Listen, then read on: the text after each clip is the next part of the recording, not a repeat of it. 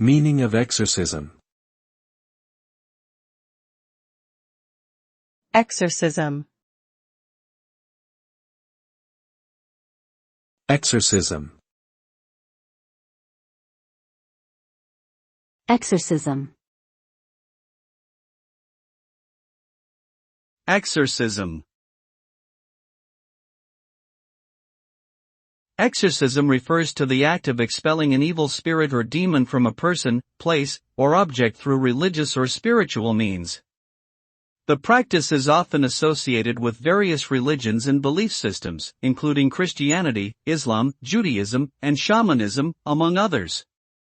The result of exorcism is typically positive, as it aims to remove negative or malevolent forces that may be causing harm or disruption. However, the effectiveness of the ritual can vary depending on the beliefs, practices, and skills of the exorcist, as well as the nature and strength of the entity being expelled.